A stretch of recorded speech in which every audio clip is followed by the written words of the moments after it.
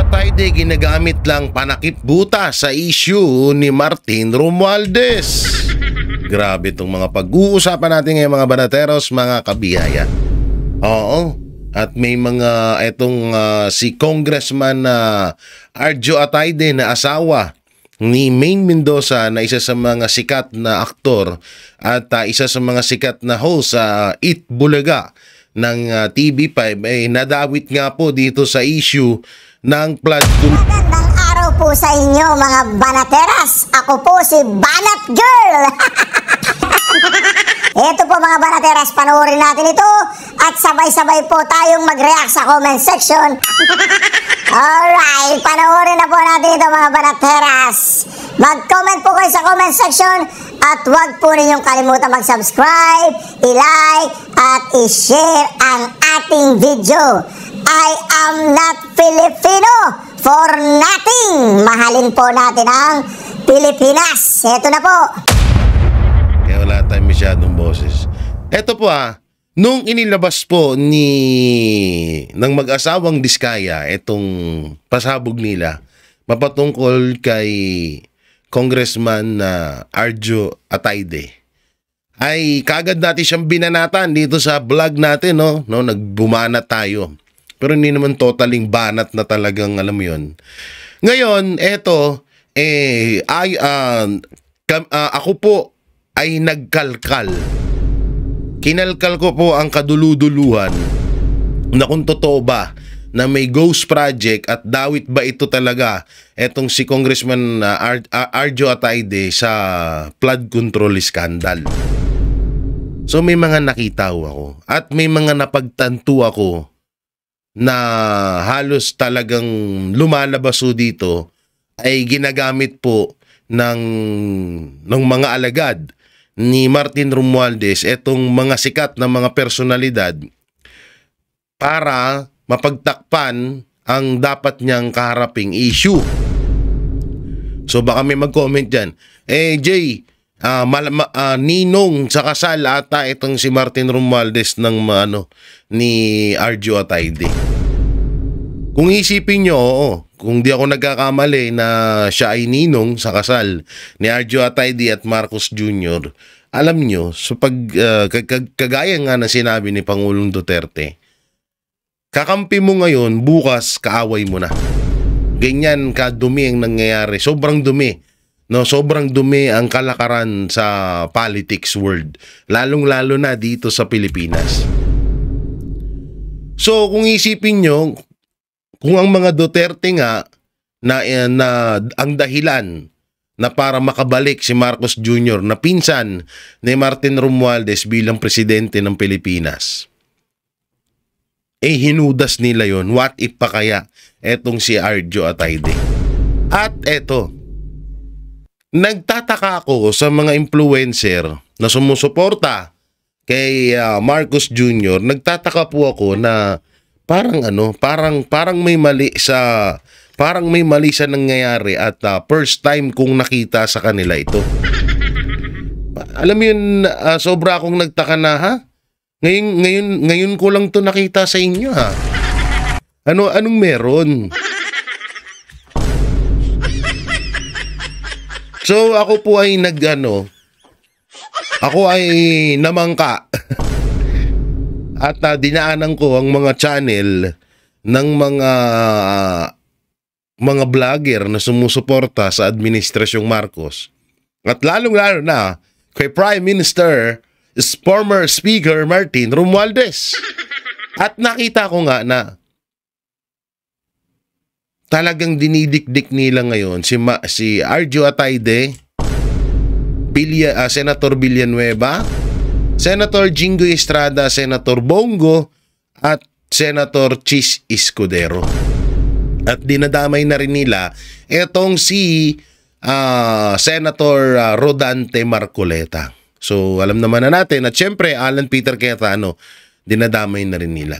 Alam naman na natin na kapag hindi ka aliado ng mga Marcos, ginagawan ng ka-fake news ng mga vlogger at binabanatan ito ng kung ano-ano. Kahit na pang personal na buhay na nila. Ngayon, ang napansin ko dito, kung kung talagang etong si Arjo Atayde ay talagang dikit sa kay Martin Romualdez, bakit kaya binabanatan ito ng mga vlogger ni Martin Romualdez ngayon?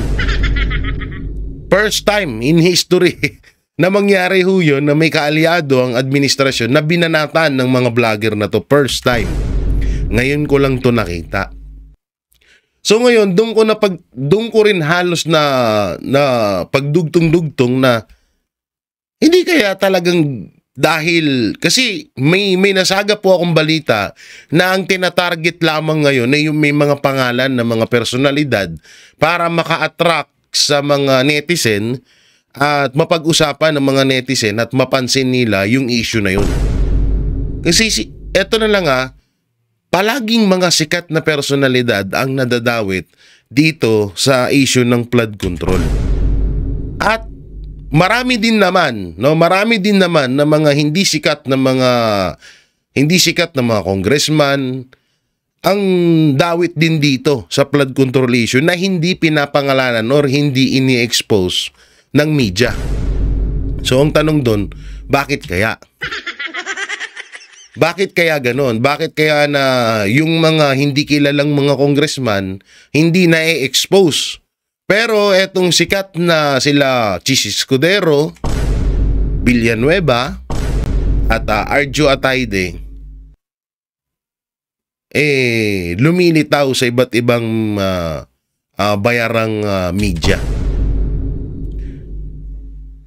At ngayon, nagkalkal ako, kagaya nga na sinabi ko, at may nakita nga ako na ayon sa DPWH, panahon na ito ni Secretary Dizon na wala pong naging ghost project etong si Quezon First Representative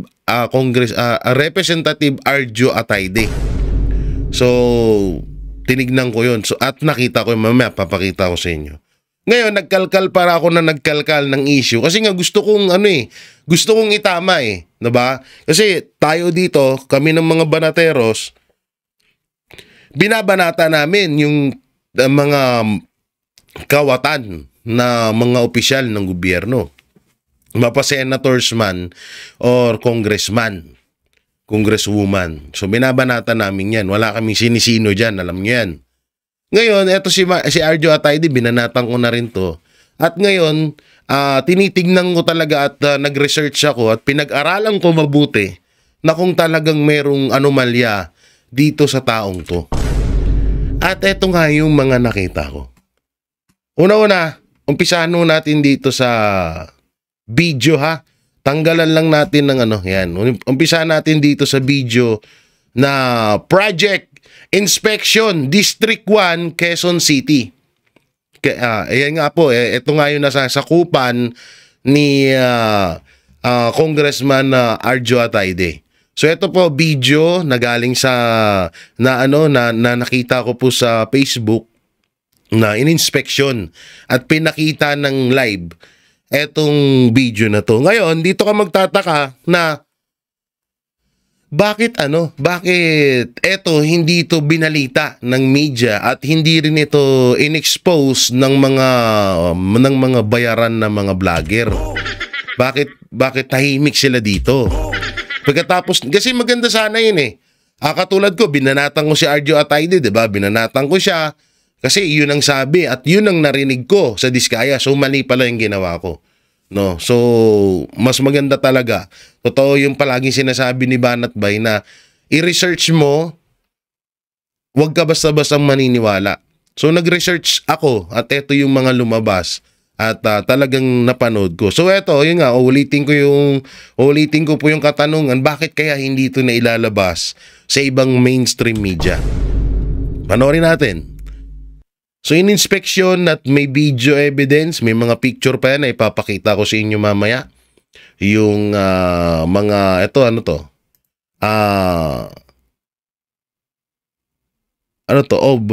Bagong Pag-asa Road 3, okay? Bagong Pag-asa Road 3.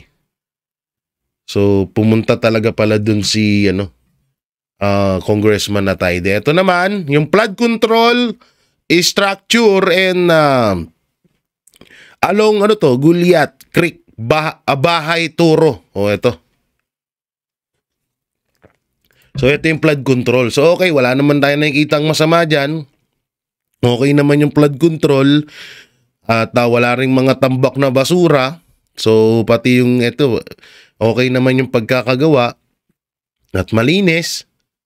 Dito naman sa Gulyat, hindi ako nagkakamali sa basa ng River, Phase 2, right side Bahay Toro. So sa kabila. Okay. Talagang pinasok niya yung mga ano, no? O, eto. Eto naman, Dario Creek. Structure Bahay Toro.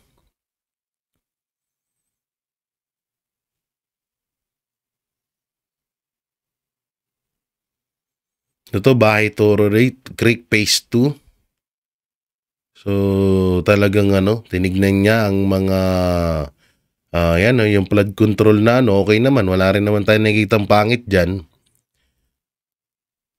Tinanggalan ko lang ng sounds kasi baka maano tayo, machupulangkot baby ko mo.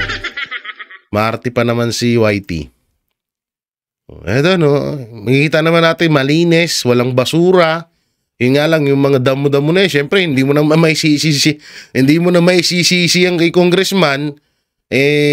Bahay na yun yung kabila dyan. Diba? Okay naman, wala namang ano dito. O yan naman pala bobo naman yung mga flood control. Asan yung ghost project? Sinasabi nila.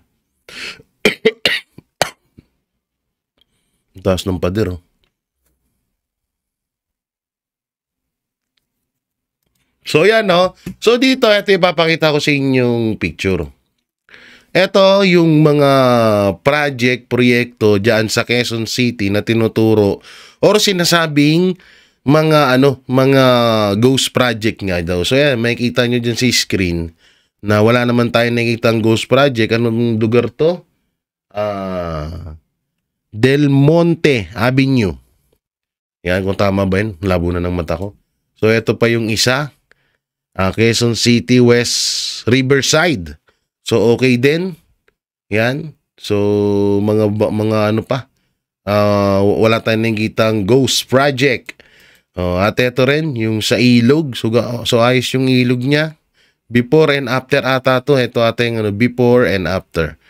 2023. Okay. Balik tayo doon sa isang picture 2023 speed doon. 17, 22 nga, before and after. Okay. So dito makita nyo, ito yung before, 2023. Hindi ba ako nagkakamali? 2023. Tapos, 2024. So ito yung dati na puro na ginagawa pa. At ngayon, ito na siya ngayon. Ito na yung finish. Ito na yung finish niya, no? So yan, no? Kitang-kita natin na walang ghost project. So dito rin, ito naman ay sa 69 Road 3 Project, 6 Quezon City, Metro Manila, Philippines. Ayan. So ito yung ngayon, so ito na siya ngayon. Barangay 3 Bantay. Okay, so magkaiba pala to. So okay pa rin yung kalsada. Walang makikitang mga butas-butas kagaya ng pagmumuka ng basher ko, no? So dito, ito naman yung Quezon City, Metro Manila, Street Bahay Toro 1106 City, Quezon City, Metro Manila. Capture by GPS camera. So ito rin. Hindi ko alam kung ano yan. At ito naman din yung isa sa mga project. So ito, nakita ko to lahat doon sa mismong ng Quezon City. So ibig sabihin, wala ka talagang makikitang wala ka talaga. Kasi ito, nakita ko to May isang vlogger na nag-post nitong picture na to. Ito, 2023 pa pala. So ginagawa pa lang yung flood control noon. So ngayon, eto tapos na. Ito lang yung pinapakita ng ibang mga... Ito lang po yung pinapakita. Wait lang, lakihan natin para lubos nyo makita. Ayan lang yung pinapakita ng ibang mga bayarang vlogger laban kay Arjo Atayde. Kay Congressman Arjo Atayde. Ito lang.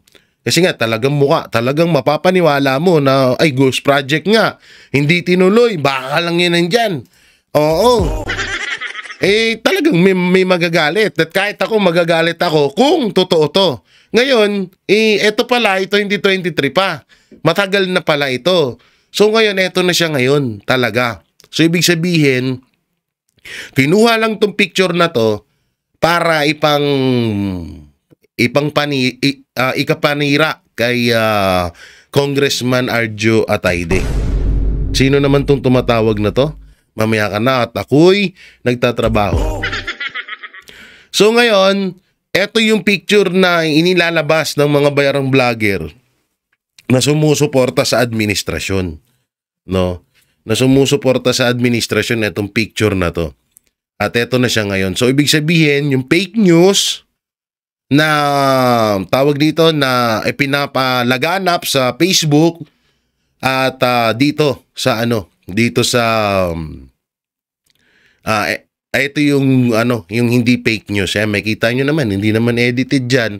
Check nyo na lang sa Quezon City. Puntahan nyo yung page nila, makikita nyo naman ho ito. No? So, paano ko ba nasasabing may mga fake news at trolls na ginagamit laban kila Chis Escudero, kila Senator Villanueva, Senator Bongo, Cayetano, Marcoleta, at lalo na dito kay Congressman Atayde. Ang galing kasi ng setup kasi halos lahat ng binabanatan yung mga malalaking yung mga kilala at may mga tinatawag na malalaking sakop ng supporters. Kasi hindi rin biro ang una-una. Pag-usapan lang natin mabalik lang tayo. Kung usapang followers or supporters, maraming supporters si Arjo Atayde. Una-una, artista yan. Pangalawa, sikat ang magulang at sikat din yan. Pangatlo, nakapangasawa din ng isa pang sikat, si Maine Mendoza nga, na isa sa mga kilalang Itbulaga host at talagang tumatak sa kasaysayan ng Pilipinas nung panahon ng Aldab na talagang milyon at milyon ang sumusuporta dito sa kay Maine Mendoza. So doon ko napagtanto na hindi kaya binubulag na naman tayo?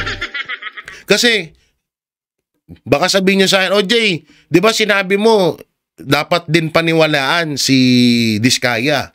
Di ba? Oo, sinabi ko yun, dapat paniwalaan, pero kailangan din natin na magsaliksik. Kasi hindi na rin po talaga tayo pwedeng magpakampante sa sinabi lang. Kasi nga nilalabanan nga natin yung mga yung mga fake news pag sinabi nito totoo na ba agad yun? So kailangan mong imbestigahan. Kasi yung sinabi ni Diskaya at tinuro ito si Congressman Atayde, kasi kung isipin nyo, kung talagang 101% na totoo yun, bakit nung inilipat sa Congress, etong mga Diskaya, bigla nilang binawi yung paratang nila laban kay Martin Romualdez. 'Di ba? Nakita niyo yun? Napanood niyo yun? So doon ako napaisip na, wait lang, kalikutin ko nga, hanapin ko nga ang punot dulo kung talagang may ghost project etong si Atayde. Kasi siyempre kahit papano sinuportahan ko din sinuportahan ko si Maine Mendoza sa mga basher, sa lahat. So parang nakakapanggigil na may involve etong asawa niya dito sa issue ng flood control. Kaya ang ginawa namin, naganap kami ng talagang ebidensya para kay Arjo Atayde kung meron ba siyang ghost project at kung wala. Kasi ngayon napakadali na lang ho. Sa sobrang laki ng nawawalang pera ng taong bayan, napakadali na lang po bumili ng mga trolls na gamitin laban sa mga dinidikdik ng administrasyon or ginagawang panakipbutas sa mga issue nila. May papakita ko sa inyo yung video. Kasi nga, ang nangyayari ho ngayon, may mga grupo po, may mga tao. Kasi sobrang high-tech na ho ngayon, di ba? May mga tao po na kaya mong upahan para lang i-like ang post mo sa Facebook. Pwede ring upahan mo sila para lang i-bash yung isang tao na yun. Kung isipin nyo, yung 1 billion, o sabihin na natin na 400 million na noon ay sinabi ni Amy Marcos na binabayad laban sa mga trolls at sa mga pages na kumakampi sa administrasyon. Kung mapapansin nyo, so sobrang dami at sa mismong FB page ni Marcos Jr., kitang-kita ho doon yung mga trolls. Ito po, may papanood ako sa inyong video para lubos nyong maunawaan. Mga master, naalala nyo yung post na to? Ito yung pinag-aagawan ng mga supporter ni Duterte at saka supporter ni BBM. Account ni BBM to, legit, di ba? Tignan natin yung mga comment dito. Tignan mo. Tignan natin yung mga comment. Si The Thunders, tignan mo. Tignan mo, ito si The Thunders. Tignan natin. Ang laki ng like niya, ang dami. Tignan mo yung account niya. Tignan mo. December 9, 2024, nag-create siya ng account. Ginawa niya December 9, 2024. Tandaan mo yan, December 9, 2024. Tapos yung sumunod, ito si Romeo Arisa. Tignan natin kung kailan siya nag-create. Ito medyo legit pa kaso hindi makita. Tignan mo sumunod Ito si Catherine Racal. Catherine Racal, tignan natin kung kailan siya nag-create. Di ba? December 9, 2024. Pareha sila ng kanina. Tignan natin yung iba mga comment. Yung mga kakasunod na comment na to, yung malalaking like. Tapos ito sa Dalion King. Tignan natin. December 9, 2024 din nag-create ng kanyang account. O tingnan nyo, pansinin nyo dun dito sa account na to, nasaan na yun? Sa account na yon is nagawa siya ng same. Baka sabihin nyo, hindi, nagkataon lang yun. Nagkataon lang yung na yun, yung paggawa nila, nagsabay sila. O kaya baka magpinsan sila. Ganun ha. O dito, tingnan nyo Tandaan mo yan, December 9, 2024. December na, asan na yan? Tingnan natin. Okay. Nasaan na yung pagka-create? Tingnan nyo dito pa lang yan December 9, 2024. Tapos, pagdating dito sa isa 24, nag-create siya ng account. Ginawa niya December 9, 2024. Ayan, ang pangalan, The Thunders. Tapos, ang picture, ibang lahi. Okay? Tandaan mo yan, December 9, 2024. Tapos yung sumunod, ito si Romeo Arisa. Ito, medyo legit to. Ayan Tignan natin kung kailan siya nag-create. Ito medyo legit pa kaso hindi makita. Tignan mo sumunod Ito si Catherine Racal. Ito si Catherine Racal naman napakagandang binibini. Napakagandang binibini Ano kaya ito ni Maris Racal, no? Okay pa, kailan niya ginawa yung account niya? Catherine Racal, tignan natin kung kailan siya. Ayan parehas. Yung kanina, December 9, 2024 din. Tapos etong si The Thunders, yung account na yon. Tapos eto naman, si Catherine Racal is December 9, 2024 din. Parang posible naman huwata na magkataon lang na nasabay silang gumawa ng account. At i-heart or i-comment ng maganda doon sa post ng administrasyon. Nakakapagtaka naman ata. Okay, tuloy natin. Di ba? December 9, 2024, pareha sila ng kanina. Tignan natin yung iba mga comment. Yung mga kakasunod na comment na to, yung malalaking like. Ito si The Lions King. Ayop sa mga pangalan Oo. Tapos ito sa Dalion King. Tignan natin. Ayan ha. O, pangatlo. Pangatlong trolls, December 9, 2024 pa rin. So, tatlo sila. Tatlong tao na gumawa ng account ng sabay-sabay. Ano ba to? Coincidence ba to? O sadyang may kababalagan dito?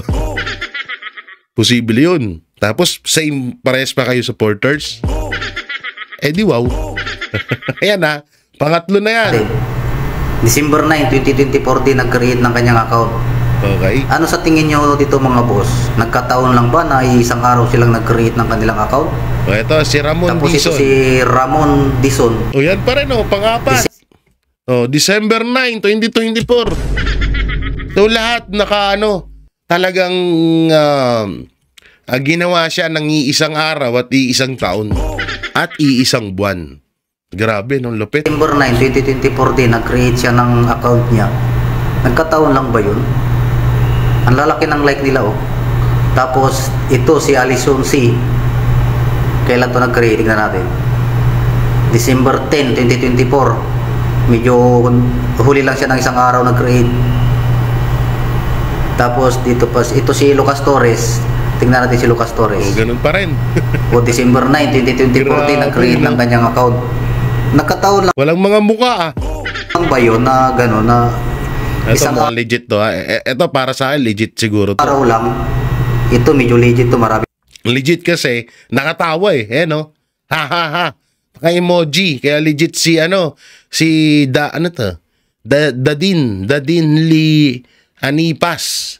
Oo, pero yung mga nag-like at nag-heart, eto na sila. Saka open profile. Eto, sino to? Ito si Noah. O yan, ganun pa rin. Yung mga nag-like at heart sa post ng administrasyon, naka-December 9, 2024. Abay, matindi. O December 9, 2024 din yung nag-create ng account. Yung mga legit account kaya to. Mga taga-suporta to ni PBBM eh. Nagkataon lang ba yun na isang araw silang nag-create ng kanilang mga account? Parang imposible naman yata yun. Dito si Jeff, dito legit. Kayo na lang. Na. So, lahat to yun kinalkal sa post ng administrasyon. Ito nga yung post na yon. So, ngayon, ito po yan. Alam nyo ngayon, umuuso po talaga yan. Umuuso po talaga ang issue mapatungkol sa mga troll army ng administrasyon. At kadalasan, kasi kahit din ho sa aming mga vlogger na sumusuporta kay VP Sara Duterte at sa mga Duterte, ay inuulan din ho kami ng mga trolls. No? At kapag chinek ho namin yung mga trolls na yon, yung mga pages, wala hong kalaman-laman. At mga ibang lahi pa yung mga picture. Ngayon, dalawa na ngayon yan, nag-upgrade na. Kasi dito, bistado na sila eh. Ang nangyayari ho ngayon is umuupa na talaga sila ng mga tao na masasabing legit yung account. No, na binabayaran nila per day. Kasi sa sobrang daming pera na nawawala ngayon, gasino na lang talaga na magbayad ka ng mga trolls laban sa hindi mo kaalyado. Halimbawa, nag-post ka, gusto mo nang magkaroon ng 1 million heart reaction. So, upa ka ng 1 million na account. Hindi ko na lang, naghahanap pa ako ng sapat na ebidensya mapatungkol sa magkano bayad dyan. Pero kasi dati, nauso po yung pagbili ng subscribe, pagbili ng followers. Nauso po yan. Alam ko, nabalitaan nyo rin yan. Dati kasi inoperan ako ng 10,000 subscriber tapos magbabayad ako ng 5,000. So ibig sabihin bawat sa piso dalawang dalawang account ang mailalagay sa channel mo. So ganun din ganun din ho sa Facebook. May gumawa din po niyan at kaagad na ang tawag doon, inalok po ako at ganyan din po ang offer, 5,000 sa 10,000 followers. So madali ka nga naman ma-monetize, no. Yun nga lang, yun po ay mga robot lang. Hindi sila, yung mga account na po yun, ayun yung sinasabing mga dummy account. Ngayon, eto, kaya ko to ipinapanood sa inyo, eto po yung ginagawa, no? Yung ginagawa ng mga taong ito para i-bash, para ipakalat yung issue ng mga fake news. Laban kila Senator Chis Escudero, Villanueva, Marcoleta, Cayetano, Bongo, Senator Bato, Jinggoy Estrada, at ito pang ito si Congressman Arjo Atayde. So ito yung gamit ngayon para lang masabi na maraming naniniwala, para lang masabi na maraming nagagalit. Kasi halos lahat ngayon ng tao nakadepende na rin talaga din sa social media. So, yun ang gustong pamukayin. At ang masaklap nga nito is nag-upgrade na. Mismong tao na yung inuupahan na para masabi lang na legit yung account. Kasi one time po, may isa po akong kaso ewan ko lang kung kaya ko siyang ma-interview. Pero try ho natin na may isa ho akong kaibigan na niya na nais gawin siyang troll or nais siyang gagamitin yung Facebook niya para lang ipang-bash dito sa mga taong to na gustong siraan at pabagsakin ng kampo ni Martin Romualdez at para din maipakalat. Kasi ito, isipin nyo, bakit kapag kung maraming supporters talaga ang mga Marcos, bakit kapag may issue laban kay Martin Romualdez at Saldico, hindi masyadong kumakalat? Pero pag may issue laban sa mga anti-Duterte, laban sa mga Duterte, ang bibilis po kumalat ng issue yun. Talagang masasabi mo na lumalaganap talaga. Sadyang, alam mo, masasabi mo na, parang ang bilis yun sa alas 4, trending agad . Kasi nga, una-una, ginagamit din nila yung mga trolls na yan para ipang-share. Share nyo yun sa lahat yan. No? Halimbawa, 1 million account. I-share nyo yung video niya na yan. I-share nyo para lang magkaroon ng i-share nyo sa mga pages, sa mga group,